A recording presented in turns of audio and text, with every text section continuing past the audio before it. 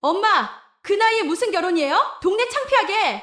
70이면 다들 혼자 사는 게 편하다는데 또 무슨 고생을 하시려고요? 70살에 재혼을 한다고 했을 때 자식들이 저에게 한 말입니다.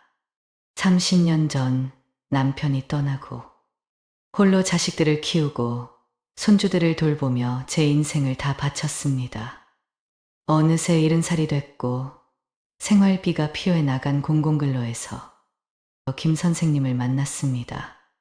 같은 나이, 혼자라는 공통점만으로도 우린 금세 가까워졌어요. 그러던 어느 날 독감에 걸려 집에서 끙끙 앓고 있을 때 김 선생님이 죽과 과일을 싸들고 병문안을 왔습니다.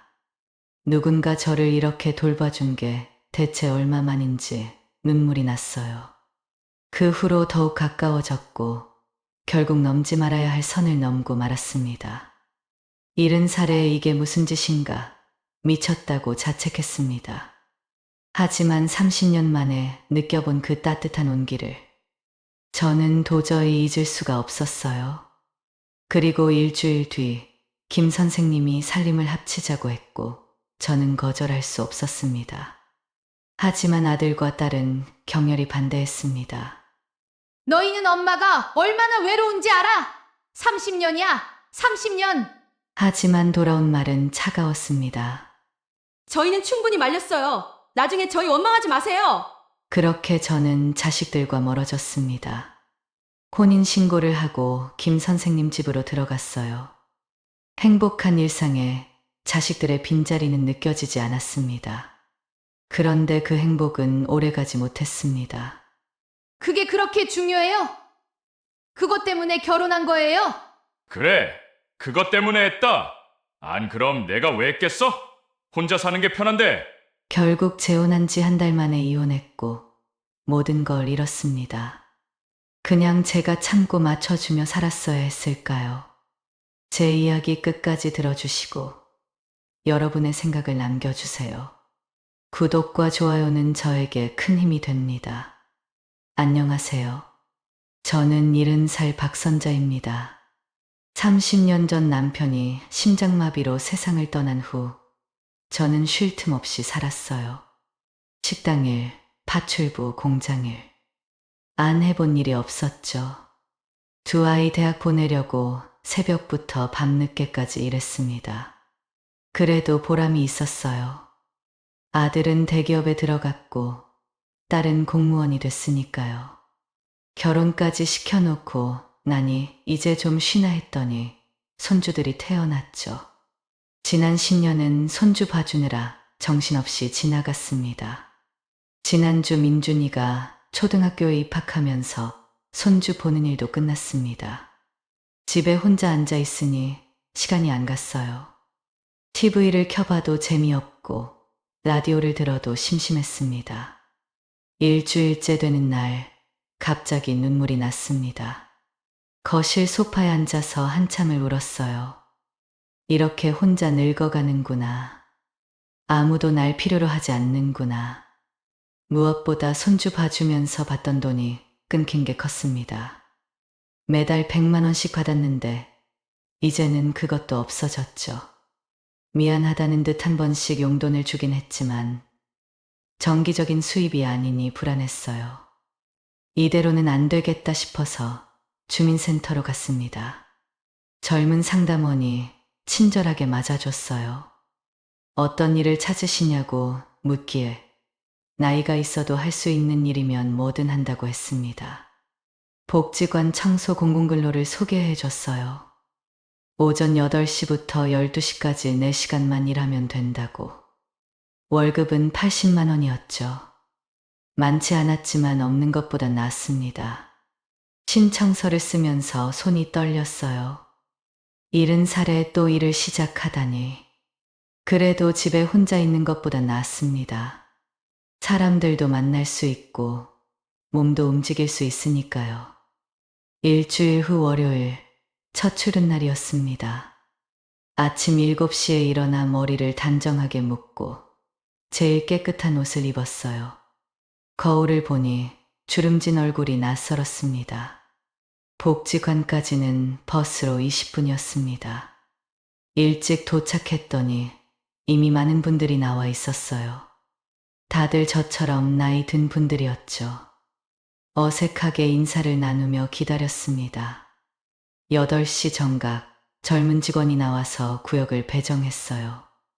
박선자 어르신은 김민식 어르신과 함께 2층 강당이랑 복도 맡으시면 됩니다. 김민식 할아버지를 찾아 두리번거렸어요. 한 분이 손을 들며 다가왔습니다. 키가 크고 단정한 인상이었어요. 흰 머리가 깔끔하게 빗겨져 있고 안경 너머로 온화한 눈빛이 보였죠. 2층으로 올라가면서 말없이 걸었습니다. 첫날이라 뭐라고 말을 걸어야 할지 몰랐어요. 계단을 오르는데 숨이 조금 찼습니다. 운동을 안 한 지 오래됐나 봐요. 청소도구 함에서 걸레와 양동이를 꺼냈어요. 강당부터 시작하기로 했죠. 넓은 강당 바닥을 걸레질하는데 금세 땀이 났습니다. 오랜만에 하는 육체 노동이라 힘들었어요. 무릎도 아프고 허리도 뻐근했죠. 1시간쯤 지났을까요? 복도 창가에서 잠깐 쉬고 있는데 김민식 할아버지가 다가왔습니다. 힘드시죠? 저도 처음엔 그랬어요. 부드러운 목소리였어요. 고개를 들어봤더니 미소를 짓고 있었습니다. 이마에 땀이 송글송글 맺혀 있는 게 보였어요. 저는 김민식이라고 합니다. 70살이에요. 어머, 저도 70살인데 박선자예요. 동갑이라니 반가웠습니다. 왠지 친근감이 들었죠. 같은 나이에 같은 일을 하고 있다니 동지애 같은 게 느껴졌어요. 잠깐의 대화를 나누고 다시 청소를 시작했습니다. 이상하게 마음이 가벼워졌어요. 혼자가 아니라는 생각이 들어서였을까요? 남은 시간도 금방 지나갔습니다. 12시가 되자 일이 끝났습니다. 집으로 가려는데 구내 식당이 보였습니다. 집에 가봐야 어차피 혼자 먹을 텐데 여기서 해결하면 좋을 것 같았죠. 식당에 들어가서 식권을 샀어요. 6,000원이었습니다. 밖에서 먹는 것보다 훨씬 싸다고 생각하며 음식을 받았죠. 된장찌개에 제육볶음, 김치와 나물 반찬들. 집밥 같아서 좋았어요. 빈 테이블을 찾아 앉았습니다. 혼자 먹는 밥이지만 맛있게 먹고 있었어요. 그때 누군가 제 앞에 섰습니다. 고개를 들어보니 김민식 할아버지였어요. 식판을 들고 서 있었죠. 박 여사님, 실례가 안 된다면 같이 먹어도 될까요? 그러라고 했더니 맞은편에 앉았습니다. 왠지 어색했지만 나쁘지 않았어요. 혼자 먹는 것보다는 나았죠. 김민식 할아버지가 조심스럽게 물었어요. 집에서 안 드시고 왜 여기서 드시냐고. 저는 집에 가도 혼자라서 여기서 해결하고 가는 게 낫다고 했어요. 김민식 할아버지도 고개를 끄덕이며 자기도 마찬가지라고 했습니다. 집에 가면 아무도 없다고요. 같은 처지라니. 묘한 동질감이 느껴졌어요. 나만 외로운 게 아니구나 싶어서 위로가 됐죠. 식사를 하면서 자연스럽게 이야기를 나눴습니다. 김민식 할아버지는 초등학교 교감으로 정년 퇴직했다고 했어요. 40년간 교직에 있었다고요. 자식들은 모두 서울에 살아서 명절에나 얼굴을 본다고 했습니다. 부인은 5년 전에 암으로 세상을 떠났다고 했죠. 말할 때 눈가가 촉촉해지는 게 보였어요. 저도 제 이야기를 했습니다. 30년 전에 남편을 잃고 혼자 아이들을 키운 이야기, 온갖 일을 하며 살아온 이야기, 손주들 봐주다가 이제야 혼자 시간을 갖게 된 이야기. 내일도 시간 되시면 같이 드시죠. 혼자 먹는 것보다는 나을 것 같은데. 김민식 할아버지가 조심스럽게 제안했어요. 그러자고 대답했습니다. 사실 저도 바라던 바였죠. 한 달이 지나니 김 선생님과 부쩍 친해졌습니다. 매일 아침 8시에 만나서 같이 일하고 12시엔 구내식당에서 점심을 먹었어요. 처음엔 어색했지만 이제는 자연스러웠죠. 무슨 반찬이 나왔는지, 오늘 날씨가 어떤지 이런저런 이야기를 나눴습니다. 김 선생님은 참 자상한 분이었어요. 제가 무거운 걸 들면 대신 들어주시고, 힘든 일은 먼저 하시고, 이런 배려를 받아본 게 얼마만인지 모르겠더라고요. 함께 일하는 다른 할머니, 할아버지들도 우리를 보며 농담을 했어요. 이러다 둘이 결혼하는 거 아니냐고. 그럴 때마다 얼굴이 빨개졌습니다.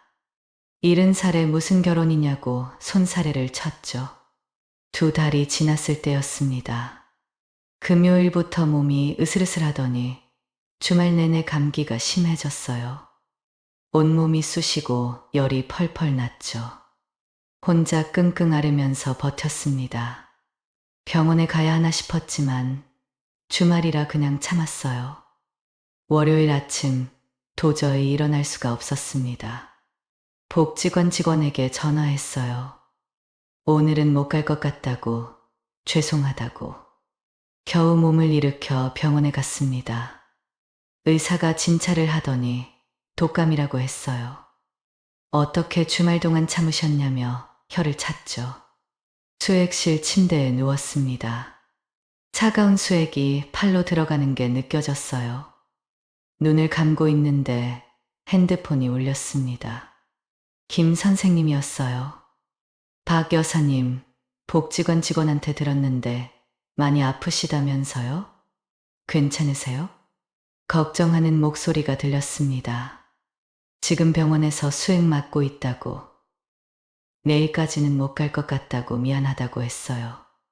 김 선생님은 괜찮다며 얼른 나으라고 했습니다. 전화를 끊고 나니 마음이 따뜻했어요.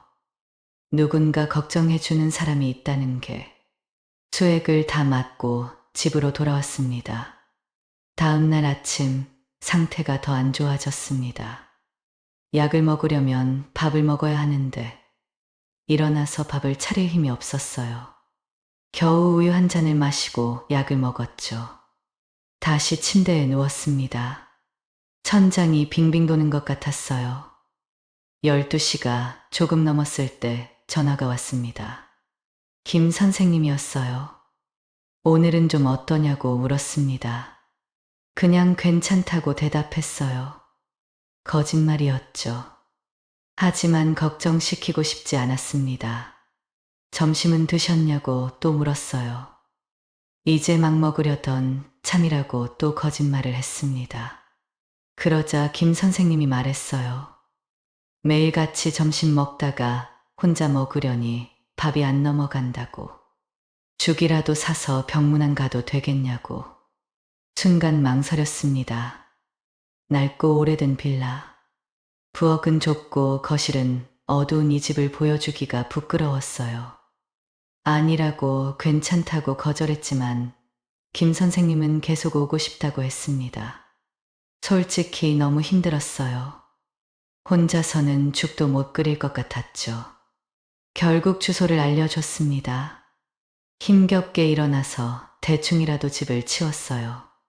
쌓여있던 그릇도 씻고 바닥에 떨어진 옷까지도 주웠죠. 그것만으로도 숨이 찼습니다. 오후 1시 초인종이 울렸어요. 문을 열자 김 선생님이 양손 가득 뭔가를 들고 서 있었습니다. 전복죽 통이랑 과일 봉지가 보였어요. 어머, 박 여사님 얼굴이 왜 이래요? 정말 괜찮으신 거 맞아요? 병원 다시 가셔야 하는 거 아니에요? 걱정스러운 눈빛이었어요. 괜찮다고 손사래를 쳤지만 사실 서 있기도 힘들었습니다. 김 선생님은 부엌으로 가서 죽을 데워줬어요. 그릇에 예쁘게 담아서 숟가락까지 놓아주시더라고요. 천천히 먹으라고, 급하게 먹으면 체한다고 하면서요. 따뜻한 죽이 목으로 넘어갔습니다. 며칠 만에 제대로 된 음식이었어요. 눈물이 날 뻔했죠. 식사가 끝나고 차를 한잔 하던 중이었습니다. 화장실 좀 써도 될까요? 김 선생님이 물었어요. 그리고 화장실에서 나온 김 선생님이 말했습니다. 화장실에 불이 안 들어온다고, 불편하셨겠다고. 그러고 보니 화장실 전등이 나간 지 일주일이 됐는데 못 갈아 끼고 있었죠. 일주일 됐다고 다음에 아들 오면 고쳐달라고 할 거라고 했더니 김 선생님이 고개를 저었어요. 불편해서 어떻게 살아요? 제가 고쳐드릴게요. 됐다고 괜찮다고 했지만 김 선생님은 이미 마음을 정한 듯 했습니다. 집안의 모든 전등을 하나하나 확인했어요. 꺼졌다 켜졌다 하면서. 그리고는 밖에 나갔다가 전구를 한 보따리 사왔습니다. 화장실뿐만 아니라 거실, 부엌, 안방까지. 오래된 전구를 모두 새 것으로 갈아줬어요. 집안이 환해졌습니다. 이렇게 밝은 집이었나 싶을 정도로요. 저녁약 먹을 시간까지 챙겨주고서야 김 선생님은 돌아갔습니다. 혼자 남은 집에서 눈물이 났어요. 누군가에게 이런 보살핌을 받는 게 몇십 년 만인지. 남편이 살아있을 때도 이렇게 자상하지는 않았는데 다음 날 아침 몸이 여전히 무거웠습니다. 열은 내렸지만 온몸이 쑤시고 기운이 없었어요. 그래도 일어났죠. 김 선생님이 혼자서 2층을 다 청소해야 한다고 생각하니 미안해서 누워있을 수가 없었습니다. 천천히 준비를 하고 복지관으로 갔어요. 김 선생님이 저를 보자마자 놀랐습니다. 박 여사님, 왜 나오셨어요? 며칠 더 쉬셔야죠. 걱정스러운 눈빛이었어요. 김 선생님 덕분에 다 나았다고, 괜찮다고 했습니다. 청소를 시작했어요. 평소처럼 걸레질을 하는데 이상했습니다. 1시간쯤 지나니 온몸에서 땀이 비 오듯 쏟아졌어요. 손이 떨리고 다리에 힘이 빠졌죠. 복도 벽에 기대어 숨을 고르고 있는데 김 선생님이 달려왔습니다. 어디서 구했는지 의자를 가져다 주시며 앉아서 쉬라고 했어요. 나머지는 자기가 금방 끝낸다면서요. 미안하다고 했지만 김 선생님은 손사래를 쳤습니다. 걱정하지 말라고, 혼자서도 충분히 할 수 있다고. 의자에 앉아서 김 선생님이 청소하는 모습을 봤어요. 땀을 뻘뻘 흘리면서도 꼼꼼하게 구석구석 닦는 모습이 고마웠습니다. 12시가 되어 일이 끝났어요. 김 선생님이 구내식당에서 밥 먹고 가자고 했습니다. 저는 고개를 저었어요. 오늘은 제가 사드린다고, 어제도 챙겨주시고 오늘도 혼자 고생하셨으니 고기를 사드리겠다고 했죠. 고깃집으로 갔습니다. 오랜만에 외식이었어요. 삼겹살이 지글지글 구워지는 동안 서로 고마움을 표현했어요. 김 선생님은 아프신 분 도와드리는 게 당연한 거라고, 저는 이렇게 잘 챙겨주는 분이 있어서 정말 다행이라고 했습니다. 어느덧 공공근로 마지막 날이 왔습니다. 평소와 다름없이 청소를 했지만 마음은 싱숭생숭했어요. 이제 김 선생님을 매일 볼 수 없다고 생각하니 시원섭섭했죠. 마지막 청소를 끝내고 복지관 식당에서 함께 밥을 먹었습니다. 밥을 먹다가 김 선생님이 조심스럽게 물었어요. 박 여사님, 가끔 연락드려도 될까요? 순간 가슴이 뛰었습니다. 그럼요. 언제든지 하세요. 김 선생님이 안도하는 표정을 지었어요. 저도 사실 그걸 바라고 있었거든요. 헤어지고 집으로 돌아왔습니다. 왠지 허전했어요.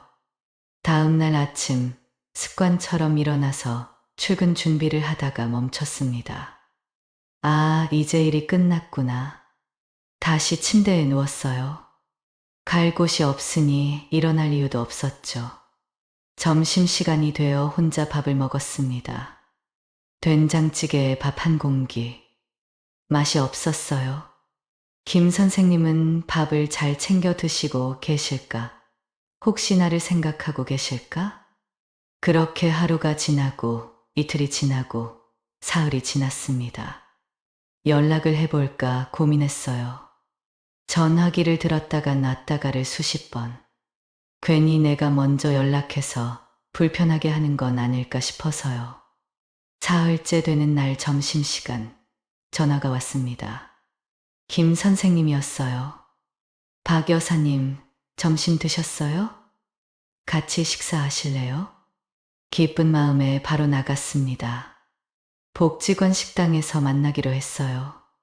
김 선생님을 보자마자 반가웠습니다. 겨우 사흘 못 봤는데도 오랜만인 것 같았죠. 공공근로 일을 마치고 서울 아들 집에 다녀왔다고 했어요. 3일 동안 손주들 봐주고 왔대요. 더 빨리 연락드리고 싶었는데 그래서 못 드렸다고 미안해했습니다. 밥을 먹고 근처 공원을 걸었어요. 봄날이 완연했습니다. 벚꽃이 흐드러지게 피어 있었죠.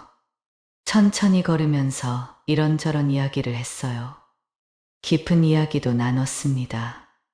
자식들 힘들게 키웠는데 결혼하고 나니 남이나 마찬가지라고. 나이 들어 혼자 지내니 너무 외롭다고요. 김 선생님이 공감했어요. 자기는 혼자 된 지 5년밖에 안 됐는데도 이렇게 힘든데 30년을 혼자 사신 게 정말 대단하다고. 어떻게 버티셨냐고 물었죠. 저는 눈물로 버텼다고 대답했습니다. 순간 목이 메었어요. 그 긴 세월을 생각하니 그때였습니다. 김 선생님이 제 손을 꼭 잡았어요. 따뜻한 손이었습니다. 흠칫 놀랐지만 뿌리치고 싶지 않았어요. 아니, 오히려 더 꼭 잡고 싶었죠. 그렇게 손을 잡고 공원을 한 바퀴 돌았습니다. 말은 없었지만 서로의 마음을 확인하는 시간이었어요. 70년 인생에 이런 설렘을 다시 느낄 줄은 몰랐습니다. 공원을 나와서 김 선생님이 집까지 데려다 주겠다고 했습니다. 집 근처에 왔을 때였어요. 갑자기 하늘이 어두워지더니 비가 내리기 시작했습니다. 우산도 없이 비를 맞게 됐어요. 처음엔 보슬비였는데 금세 굵어졌습니다. 순식간에 옷이 다 젖었죠. 김 선생님, 비 그칠 때까지 집에서 잠깐 계시다 가세요. 망설이는 김 선생님을 재촉했습니다. 이대로 가시면 감기 걸린다고. 그렇게 김 선생님과 함께 집으로 들어갔어요. 집으로 들어가자마자 김 선생님의 젖은 모습이 눈에 들어왔습니다. 셔츠가 몸에 달라붙어 있었고 바지에서는 물이 뚝뚝 떨어졌어요. 이대로 있으면 정말 감기에 걸릴 것 같았죠. 서둘러 안방으로 가서 옷장을 뒤졌습니다. 아들이 가끔 내려올 때 입던 옷들이 몇 벌 있었어요. 면바지와 티셔츠를 꺼내 들고 나왔습니다. 김 선생님, 이걸로 잠깐 갈아입으세요. 감기 걸리면 큰일이에요. 김 선생님은 손사래를 쳤어요. 괜찮다고, 조금 있으면 마른다고. 하지만 저는 단호했습니다. 결국 김 선생님은 옷을 받아들고 화장실로 들어갔죠. 젖은 옷을 받아서 건조기에 넣었습니다. 2시간은 돌려야 완전히 마를 것 같았어요. 거실로 나오니 김 선생님이 어색하게 앉아 있었습니다. 이 어색함을 깨기 위해 부엌으로 갔습니다. 냉장고를 열어보니 막걸리가 있었어요. 막걸리를 들고 나와서 물었습니다. 김 선생님, 막걸리 한잔 하실래요? 비 오는 날엔 막걸리죠. 안주로 파전을 부쳤습니다. 양파랑 대파를 썰어 넣고 노릇노릇하게 구웠어요. 막걸리를 따르며 건배를 했습니다. 한 잔이 들어가니 긴장이 풀렸어요. 김 선생님이 말했습니다. 비 오는 날 막걸리에 파전이라니 참 좋다고. 한 잔이 2잔이 되고 2잔이 3잔이 됐어요. 취기가 오르니 말도 많아졌죠. 젊었을 때 이야기가 나왔습니다. 김 선생님은 교대 다닐 때 얘기를, 저는 남편과 연애하던 시절 얘기를 했어요. 그때가 정말 좋았다고, 다시 돌아갈 수 있다면 좋겠다고. 서로의 추억에 빠져 시간 가는 줄 몰랐습니다. 어느새 밖은 캄캄해졌고 건조기가 끝났다는 알람이 울렸어요. 베란다로 나가 건조기 문을 열었는데 창밖을 보니 비가 더 세차게 내리고 있었습니다. 바람까지 불어서 나무들이 이리저리 흔들렸죠. 거실로 돌아와서 말했어요. 밖에 비가 너무 많이 온다고, 오늘은 그냥 자고 가시라고. 빈 방도 있다고 했죠. 김 선생님은 깜짝 놀라며 어떻게 그럴 수 있냐고, 집에 가야 한다고 했어요. 저는 농담 섞인 목소리로 괜찮다고, 안 잡아먹는다고 했습니다. 이런 날씨에 나가면 위험하다고 계속 설득했어요. 정말 괜찮으세요? 폐가 되는 거 아닌가요? 이런 날씨에 나가시면 위험해요. 정말 괜찮으니까 편하게 계세요. 그렇게 김 선생님은 하룻밤 묵어가기로 했습니다. 막걸리를 더 마시며 이야기를 나눴어요. 분위기가 묘했습니다. 70년 인생에 이런 설렘이라니. 술기운 때문인지 외로움 때문인지 그날 밤 우리는 같은 침대에서 잠이 들었습니다. 다음 날 아침 눈을 떴을 때 옆에는 아무도 없었어요. 김 선생님이 새벽에 조용히 나간 모양이었습니다. 침대에 앉아 머리를 감쌌어요. 내가 술김에 무슨 짓을 한 거야. 70살에 이게 뭐 하는 짓이람. 미쳤다고 자책했죠. 하지만 한편으론 30년 만에 느껴본 따뜻함이었습니다. 그 온기를 잊을 수가 없었어요. 그날 하루 종일 김 선생님한테 연락이 없었습니다. 제가 먼저 연락하고 싶었지만 용기가 안 났어요.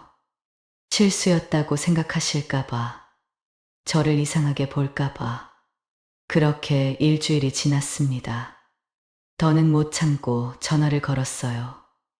떨리는 손으로 번호를 눌렀죠. 김 선생님이 받았습니다. 목소리가 어색했어요. 제가 먼저 말을 꺼냈습니다. 그날 술을 너무 많이 마셔서 실수를 한 것 같다고, 정말 죄송하다고.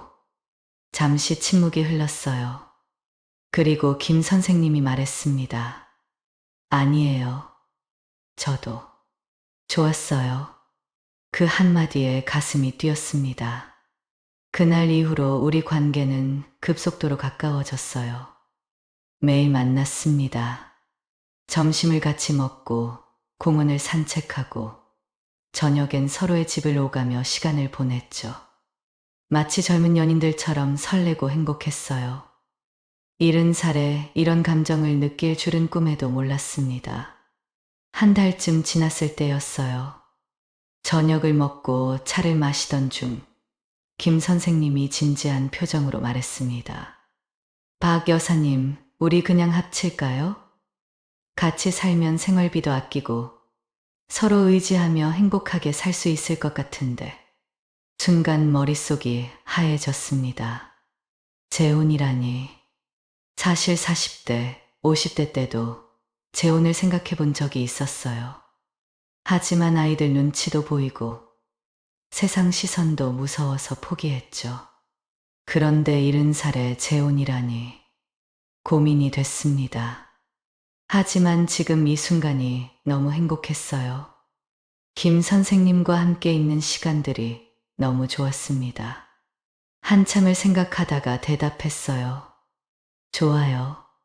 하지만 한 가지 조건이 있어요. 서로의 자식들한테 허락을 받아요. 그래야 마음 편하게 살 수 있을 것 같아요. 김 선생님도 고개를 끄덕였습니다. 그래요. 그게 맞죠. 자식들 허락받고 당당하게 삽시다. 우리는 손을 맞잡았어요. 주말에 아들과 딸을 집으로 불렀습니다.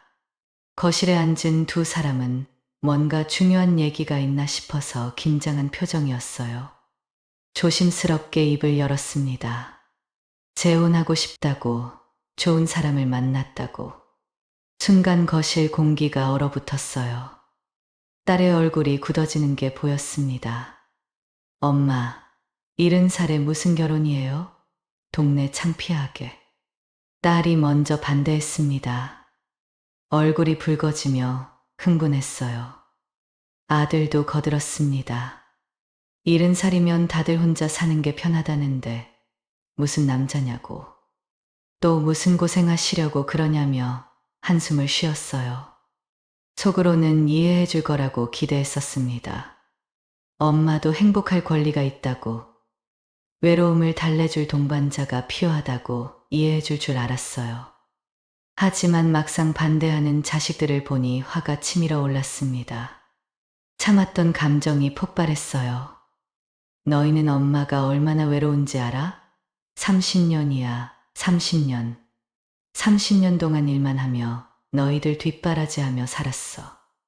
이제야 내가 하고 싶은 거 한다는데 그걸 못 들어줘? 목소리가 떨렸습니다. 눈물이 날 것 같았지만 꾹 참았어요. 지금 울면 안 됩니다. 떳떳하게 말해야 해요. 아들과 딸이 서로 눈치를 봤습니다. 뭔가 상의하는 듯한 눈빛을 주고받더니 딸이 말했어요. 그럼 그냥 지금처럼 만나서 지내시면 되잖아요. 굳이 결혼까지 필요가 있어요? 저는 깊은 한숨을 쉬며 말했어요. 이 말만큼은 꼭 해야 했습니다. 엄마가 아프면 어떻게 할 거야? 법적 보호가 있어야 할 거 아니야. 엄마 아플 때마다 너희가 내려와서 병원 데리고 갈 거야? 그 말에 두 사람 다 입을 다물었습니다. 사실이었어요. 작년에 독감으로 쓰러졌을 때도 혼자 택시 타고 응급실 갔었죠. 수액 맞으면서도 혼자였습니다. 아들은 회사 일로 바쁘다고, 딸은 애들 학원 보내야 한다고. 다 이해했지만 서운했어요. 잠시 무거운 침묵이 흘렀습니다. 아들이 먼저 일어났어요. 딸도 따라 일어났습니다. 입가에는 불편한 기색이 역력했어요. 현관으로 향하면서 아들이 말했습니다. 어쨌든 저희는 충분히 말렸어요. 나중에 후회하셔도 저희 원망하지 마세요. 차갑게 돌아서는 자식들을 보며 가슴이 아팠습니다. 내가 너희를 어떻게 키웠는데 하는 서운함이 밀려왔어요. 문이 닫히는 소리가 유난히 크게 들렸습니다. 혼자 남은 거실에서 한참을 앉아 있었어요. 다음 주 김 선생님이 점심 먹고 잠깐 볼 사람이 있다며 나오라고 했어요. 누굴 만나나 싶어서 약속 장소로 나갔습니다.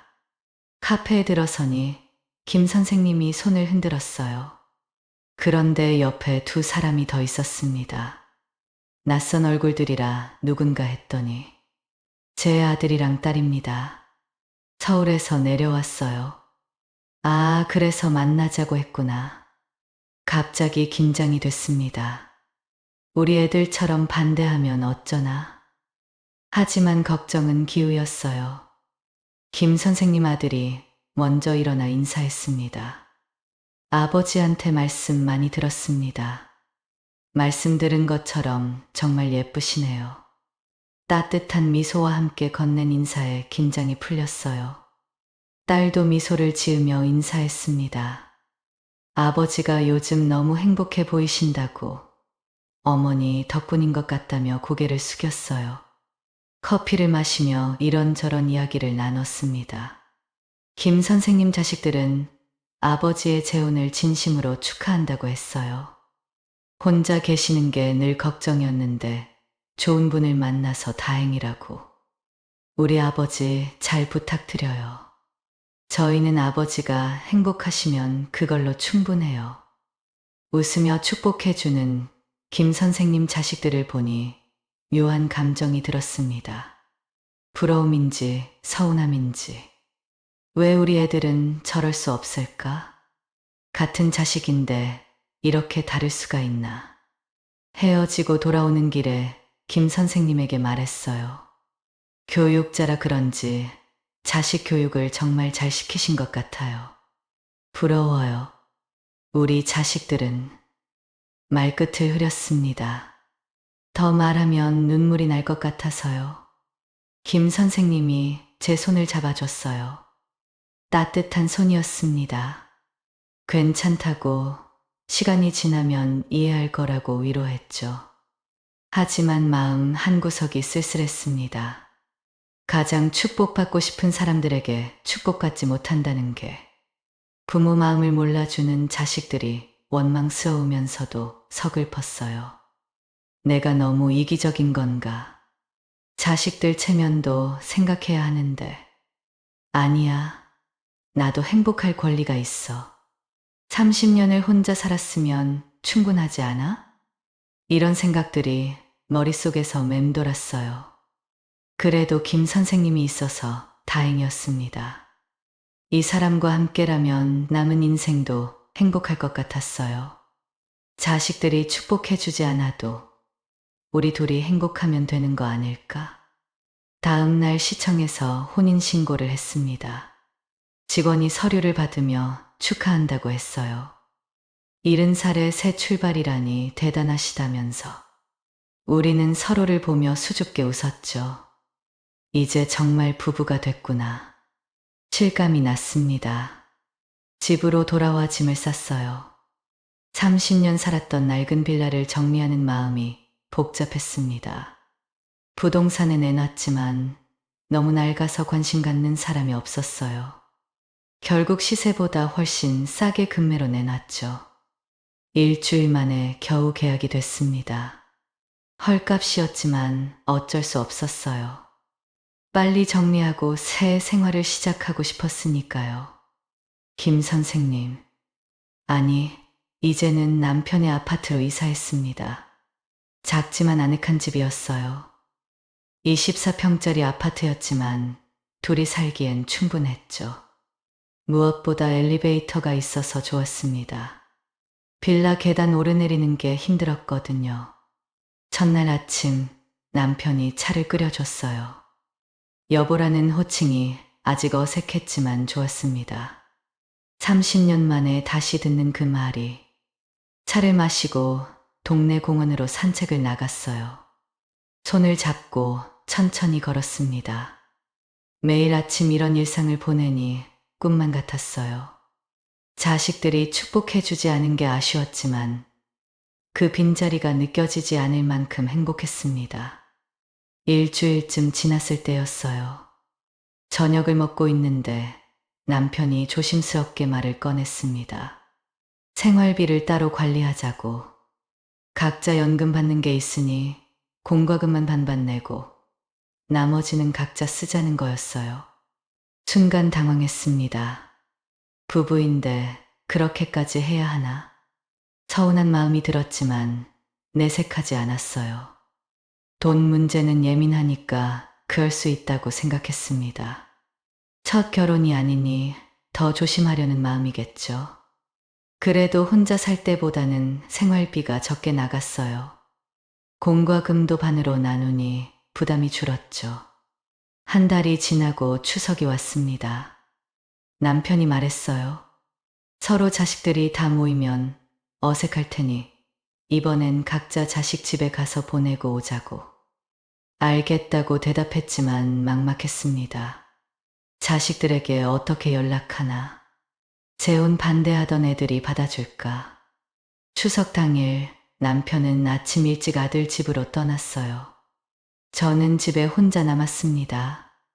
차례상도 차리지 않았어요. 혼자 차리는 게 무의미했으니까요.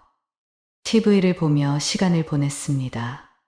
추석 특선 영화를 하나 봤지만 내용이 머리에 들어오지 않았어요.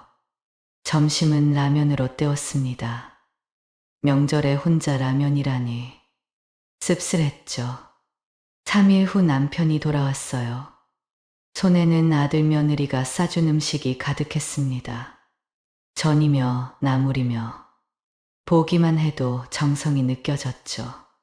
잘 다녀왔냐고 물었지만 저를 혼자 두고 간 것에 대한 미안함은 없는 것 같았어요. 서운했지만 내색하지 않았습니다. 며칠 후였어요. 남편이 거실에서 통화하는 소리가 들렸습니다. 아들과 통화하는 것 같았는데 3천만 원이 입금됐다는 얘기가 들렸어요. 통화가 끝나고 물었습니다. 무슨 돈 얘기냐고. 남편은 덤덤하게 말했어요. 추석에 갔을 때 아들이 사업 자금이 급하다고 해서 빌려줬다고 했습니다. 그 말을 듣고 저도 모르게 말이 나왔어요. 나한테는 한마디 상의도 없이 돈을 빌려줬다고요? 내 돈인데 왜 허락을 받아요? 남편의 말이 맞긴 했지만 부부 사이에 이렇게까지 선을 긋나 싶어 서운했어요. 더 할 말이 없어서 작은 방으로 들어갔습니다. 혼자 있고 싶었어요. 조금 있다가 남편이 들어왔습니다. 뒤에서 절 안으며 물었어요. 왜 화났어요? 내가 뭘 잘못했어요? 손을 치우며 말했습니다. 화난 게 아니라 그냥 오늘은 혼자 자고 싶다고 했습니다. 남편은 계속 저를 만지며 달래려 했지만 단호하게 거부했어요. 결국 남편은 혼자 안방으로 갔습니다. 밤새 생각했어요. 돈 문제는 예민하니까 각자 알아서 하는 게 맞아. 재혼이니까 더 조심해야지. 내가 너무 심했나? 미안한 마음이 들었습니다. 다음 날 아침 일찍 일어나 남편이 좋아하는 무국을 끓였어요. 물을 큼직하게 썰어 넣고 정성껏 끓였죠. 아침상을 차려놓고 남편을 불렀습니다. 하지만 남편은 약속이 있다며 아침도 안 먹고 나가 버렸어요. 혼자 남은 식탁이 썰렁했습니다. 밤 10시가 넘어서 남편이 돌아왔어요. 술에 잔뜩 취해서요. 비틀거리며 들어오는 남편을 보고 물었습니다. 어디서 이렇게 많이 마셨냐고요. 신경 쓰지 마세요. 내가 알아서 해요. 차가운 말투에 가슴이 철렁했어요. 미안한 마음에 다가가 말했어요. 여보, 어제는 내가 오바했어요. 미안해요. 다시는 그런 일로 간섭 안 할게요. 그날 밤 겨우 화해를 했습니다. 남편이 샤워를 마치고 나와서 같이 자자고 했어요. 하지만 술 냄새가 진동했습니다. 소주를 꽤 많이 마신 모양이었죠. 여보, 술 냄새가 너무 나요. 먼저 주무세요. 남편은 계속 같이 자자고 조르기 시작했어요. 팔을 잡아당기며 왜 이러냐고, 화해했으면서 왜 또 피하냐고요. 오늘은 술에 취했으니 그냥 빨리 주무시라고 했습니다. 내일은 꼭 같이 자겠다고 달랬죠. 실랑이를 하다가 결국 남편은 혼자 안방으로 들어갔어요. 문을 쾅 닫는 소리가 났습니다. 불안한 마음에 잠이 오지 않았어요. 또 화났나? 내가 잘못한 건가? 다음 날 아침 평소처럼 일찍 일어나 아침을 준비했습니다. 된장찌개에 계란말이, 남편이 좋아하는 김치까지 꺼내놓고 불렀어요. 그런데 남편은 대답이 없었습니다. 그냥 거실로 나와서 옷을 갈아입고 현관으로 향했어요. 어디 가냐고 물었지만 역시 대답이 없었습니다. 그냥 나가버렸어요. 저를 투명인간 취급하는 거였습니다. 처음엔 술이 덜 깼나 싶었어요. 점심때쯤 돌아오겠지 했죠. 하지만 저녁이 되도록 돌아오지 않았습니다. 전화도 받지 않았어요. 밤늦게 들어온 남편은 여전히 저를 무시했습니다. 말을 걸어도 밥을 차려놔도 아무런 반응이 없었어요. 이게 하루 이틀 계속됐습니다. 어린아이도 아니고 70살 먹은 사람이 왜 이러나 싶어서 화가 났지만 참았어요. 먼저 사과하면 풀릴 거라고 생각했으니까요. 하지만 일주일이 지나도록 남편의 태도는 변하지 않았습니다. 아침마다 말없이 나갔다가 밤늦게 들어왔어요. 제가 차려놓은 밥도 먹지 않았습니다. 마치 혼자 사는 사람처럼 행동했죠. 더는 못 참겠다 싶어서 남편을 거실로 불렀습니다. 도대체 뭐가 문제예요? 왜 이러는 거예요? 남편은 여전히 입을 다물고 있었어요. 이거 해결 못하면 같이 못 살아요. 뭐가 그렇게 불만인지 말이라도 해요.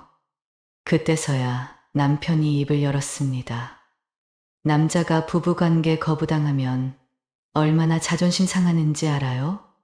2번이나 거절당했어. 술 취했다고, 피곤하다고. 순간 어이가 없었습니다. 고작 그것 때문에 일주일을 이렇게 행동한다고요?